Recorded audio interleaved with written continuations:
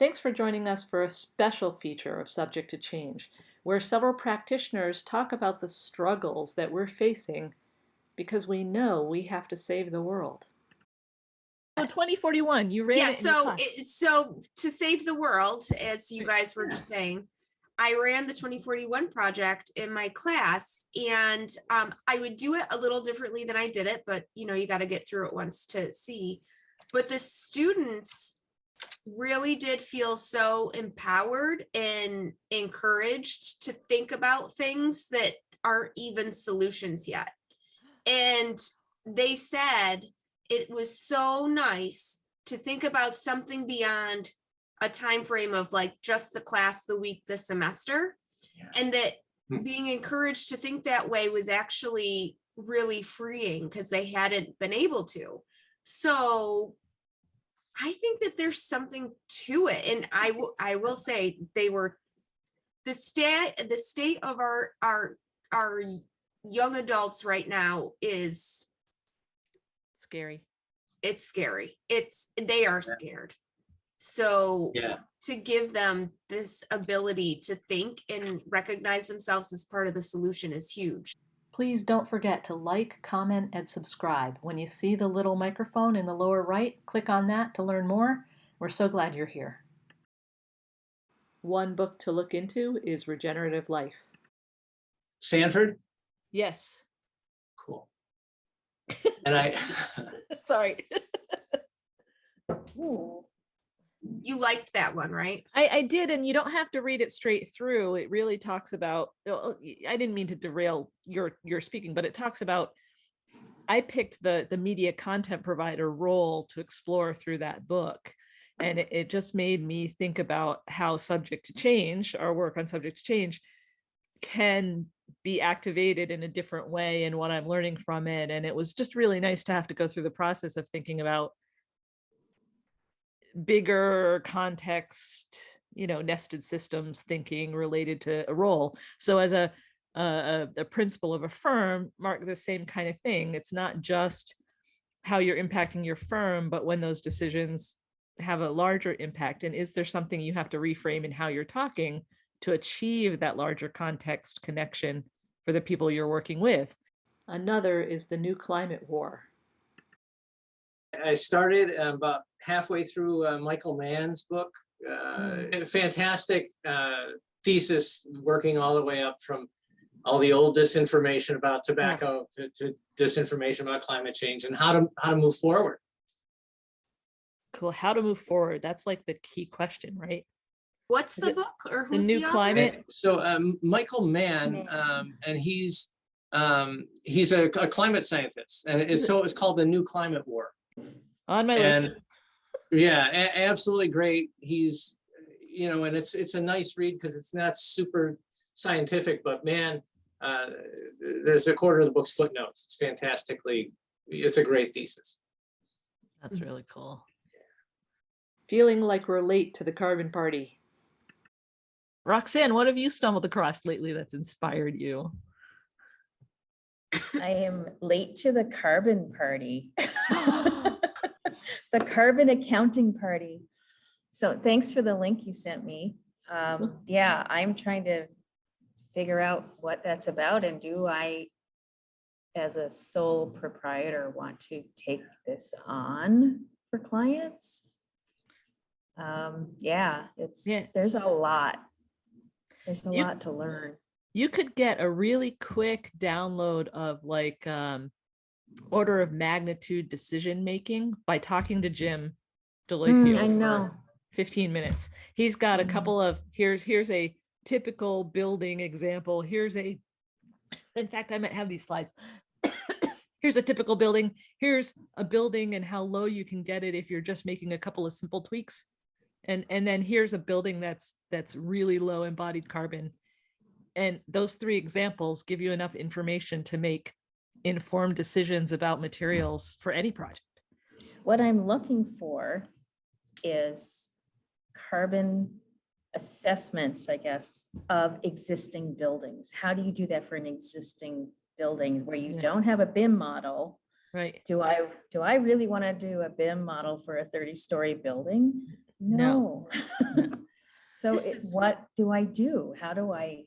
Yeah, but that climate leadership forum link could get you to the ballpark ranges for different Yeah, building types. It might, and I've just started. Yeah. I signed up for an account, so now I can get into the forum, and I can't believe it's taken me this long to find this. But you know, life is happening. Yeah. There are other things. Well, and don't beat yourself up about being far behind because I don't think you are. I don't know, where everyone else is, but Yep. there are a few people who totally get it and who've been doing it for a little while, but a little while is only really maybe 5 years at Yeah. tops. Yeah, and I'll say the same thing, Jody, is like, it's just really on architects in general radar, and Yeah. the tools to do anything about it are only cropping up now. So you got Yeah. EC3 and Tally and really cool stuff that is starting to become, out and in the public. Yeah. It's really cool. And like if you talk to, the thing is the structural components of the building have the biggest burden of embodied carbon. So just nailing an understanding of the relative burden of structural systems can get you like more than a third of the way there in a heartbeat. Yeah. So, and of course, reuse existing buildings. So, Well, yeah, yeah. yeah, and that's the whole point of this potential client that had reached out to me. They I don't know if I told you the story. A few No. years ago, I was asked by the then editor at Trimble, who's managing their Constructible blog, to write a few posts for them. Cool. And so I did, Nice. and they got published, and I never heard from anybody, so I don't even know who read them. But there was one that I'd written about reusing existing buildings and all of the implications of that and the benefits of that. So this was in 2018 that I wrote this thing. This woman contacted me a few weeks ago, and she said in her email, "Oh, and I read," and she filled in the title of the article. I Googled the title of the article because I'd forgotten that it was an article I'd written. So this is how she contacted me and wants to do further investigation for this small portfolio of large buildings that her company has. And they own like 5 or 6 35-story buildings that are in the 25 to 30-year-old range. And they've done a lot of really great things. Some of them are LEED certified. All of them are Fitwell certified. Awesome. They've done the UL IAQ certification. So they've done a lot of good things, but the next piece is using the carbon argument to appeal to potential tenants and keep them from going to newer buildings, which is really an interesting angle. Provide the data that they would need to back that up. It's easy to say, yeah, we know that. We know Yeah. physically it makes sense on a lot of levels, but how do you back it up? So that's where I am now. I'm furiously reading things. I think you should reach out to the Carbon Forum also. Take a look at those whisker diagrams and get the data you can from there. But if you reach out to the Carbon Leadership Forum, I bet you they could guide you. Access to student researchers. Not for nothing, I got a whole class of students in my sustainable construction class that need project work. Do they want to build a Revit model? I mean, they could. I could have them do it. I could have, like, you said it's multiple buildings, right? Yeah, they have a portfolio of, I think it's 5 or 6 buildings in this particular size and age range. Got 7 students. There you Give go. them each a building. And it might I even be. literally just did LCA in class on Tuesday. Oh, see, that's cool. That's cool. Yeah. They you might not use have it- to do a full Revit model. They might be able to spreadsheet it to Right. get you the data you need. You shouldn't have to do a 3D model of an existing building. And that's where I am now, trying to figure out, well, because everything I've read so far indicates that the tools that we have need to tie into a BIM model. I know that Tally software, integrates with Revit and is in the BIM world of things, but even a while back, talking about spreadsheets, that Athena was a great little calculator. I have the old one. I don't think that they still have it, but Athena would be helpful. They've got The folk- two. Do you want me to pull? I can pull my presentation up. I've got all the links right there. Do that. No, Also, there is EC3. there's two Athenas. Actually, another old one that is more like plug and play spreadsheet information is the old bees. Remember? Yeah. Did you guys Oh, ever right. do Oh, bees? yeah, Yeah. yeah. So that might be Okay. another one. That would be cool. And I think EC3, that's not Revit based. That's Right. that's plug in the information and it spreadsheets it out for Um, you. I need to go back and look at it again because I saw something on that website about linking to a BIM model. And then I just kind of walked away from it because I was trying to find something that didn't. Yeah, A so I lot need of to go what's back. out there now links to like a BIM model. Oh, I think because for the most part, it's like a lot of new construction or major renovation where people are working in a BIM, especially if Yeah. they're looking, if they're at the point where they're looking for embodied carbon, they're probably doing all kinds of modeling to inform the design. So it just makes sense that it would interplay with a BIM model. Yeah. That does leave out the whole existing buildings area. Order of magnitude. We need the big stuff. Yeah, I that's why I'm a real fan of, the kind of order of magnitude understanding, because if we start, this is what always drove me nuts about energy modeling too, and you guys can totally disagree with me. I welcome you to, but I've always been frustrated that we in energy modeling refined these energy models and then had discussions about how to relate them to the actual energy cost. And what we really should have been doing is ballparking the model, do the predictive modeling, build the building, assess the energy use, and say, what did we learn from this? We never did that part. We just kept doing energy model after energy model after energy model and paying lots of money to do them Yeah. very late in the design process. Yeah. And and you've seen it, and it's always in every textbook, is the most mistakes you're going to make in terms of energy are going to happen really early in the process. Really early. And that you can fine tune after that, but it's really not going to make any big gains. Yeah. And what we have to do is make a whole hell of a lot of big gains really, really fast. Yeah. We can't be spending our time on nitpicking things. Yeah. So you have to do early stage energy modeling. And then to the embodied carbon point, I mean, there is a bit of me that's thinking, well, you've got an existing building, so there's zero new carbon. Or you build new and there's all new carbon, and you would look at that in a spreadsheet fashion, and also look at the demo and all the challenges of working with an existing building and all that. But viability for your new program, all that matters architecturally. But from a carbon standpoint, it's a huge difference between existing and new. Huge. And just to let you know, I checked on EC3, you can input project material quantities by hand or use a BIM. Oh, There's okay. there's nothing that says you have to create a BIM. Yeah. And I think that's good can do because both. that'll let us get into existing building stuff. Of course, you're going to have to make assumptions or find the documents and do the calcs for the quantities. But then again, Lauren has students. I mean, I need assignments, so. I see a Happy- beautiful relationship Happy developing. to find a way to help. I am writing this down, Lauren.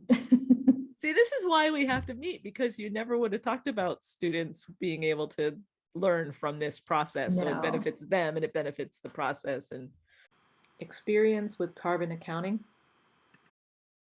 So Mark, has anyone in your office used EC3? No. Not yet. And we're actually, it's been so busy that it's been hard, and you can probably relate to. I think honestly, there was just all that, the same backlog the construction and materials industry has. We have. Yeah.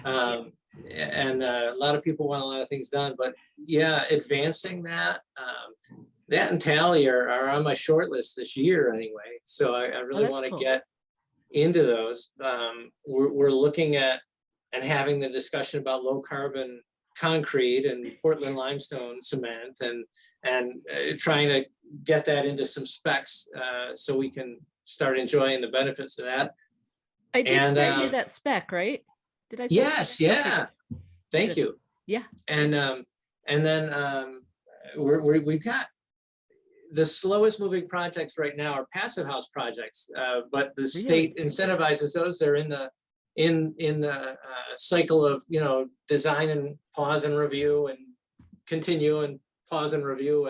I think it takes a while to get through that process, but it's great to know that, you know, that is becoming more popular and more prevalent. And if we can do more of that, that would reduce energy. You said that the state incentivizes that, I think in the world of housing, like Yes. residential. affordable. Well, yeah, Yeah. that's great. Sorry, I did not mean that. No, I did that's not mean good. that. No. That's wonderful. Yeah. I don't think my home, I don't know that my home counts as affordable housing, but I would take incentives. Yeah, no, and it's not my marketplace, but I know that they're being worked on, and that's part of a whole different market than I'm in. But it is good to see that elevated, and we'll take all those lessons learned from that process too. Yeah. I'd love to carry it forward. We really need a cost of carbon. See, that's what you like. New buildings, just build everything with mass timber, and the carbon, embodied carbon, will be like negative. Yeah, Just do and that. you know, the challenge with the price of mass timber, right, is Yeah. that carbon doesn't have a price yet. You know, Yeah. if that would change so much. Yeah, I agree. When that's why Jim always talks about carbon literacy. We got to build everyone's carbon literacy. We got to talk about it all the time, so it's not new to people anymore. So they start to realize that if they care, there are actual numbers. Yeah. Well, and yeah, nothing works like an extra added cost, right? It certainly gets your attention. You become very literate all of a sudden. Yeah, it would be nice to know that the bad things cost more to do, I guess. And it's funny, bad things usually are cheaper because you're getting away with stuff. Yeah. Yeah, because that price isn't built in. No. Yeah. No. Although the climate leadership law in New York should maybe not put a price directly, but should inform the market as to what carbon costs. Yeah.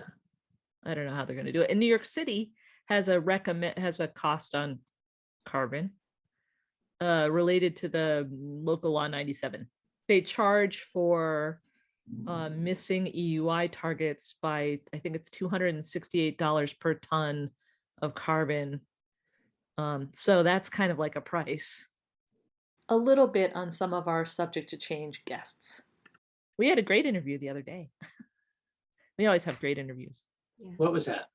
It was with a shantyman about sea shanties, and he got his start singing with Pete Seeger on the Clearwater.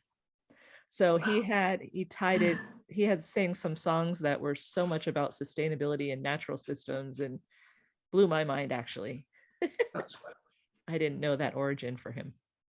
Are you finding, doing your podcast, are you finding now, you know, you can get a guest from anywhere? Are you doing that more often? It's amazing what you can do. Yeah, we interviewed one of my friends from Sweden. We interviewed my brother-in-law from the Netherlands. We're reaching out, Majora, we're going to interview Majora Carter soon. Wow. I'm like starstruck whenever she accepts the invite. I'm like, oh my God. And Bill Reed is willing to be interviewed, so that's cool. We got to hook up with him. Oh my God. Amazing. We had Rex Miller, right? Yeah. Rex From Texas. Miller from Texas. He's an that name. author of some books that Jody had read. This one. He was awesome. Oh. I have read this one. he's written so many. But he was passionate about education when we talked to him. It's such great information. Oh my God. Yeah. Off to a town meeting to win a variance. I have to go, but I will see you soon. It's good. Good luck Thanks. tonight. I hope Have they fun. improve it. Yes, I'm counting on that. I really hope so. Thank you. 600-foot difference. I don't know if they'll approve it. Give or take, it's a smidge. Little. You know, if you built it shorter, it would have less carbon in it. Oh, I know. I know. Nap. It's killing me. I have so much guilt every time I put a pen to paper now. Good. No? Yeah. Yeah. Yeah, it is good. Let's Yeah, own it. No, we're trying to fix stuff, you know? Yeah. It's not that you don't need buildings, you just can't have the baggage associated with the climate. So we got to get it right. Totally. So we'll use your Awesome. students, Lauren. It's away. Thanks for joining us for our practitioner conversations. He's right. It is a mental health break, right? Yes. Yes. I don't know. I feel like everybody came on and we were all like frantic. Like, I don't know about you, but like everything was just like all right here. And now I'm like, it's coming down. It's becoming less tense. Even without a glass of wine, because I didn't have time to get a glass of wine. I have Drinking tea, water right now. which helps. All right. Everybody have a good night. Everybody go have a too. glass of wine Yes. and have a good night. You have a think good that's night. an awesome idea. All right. Talk to you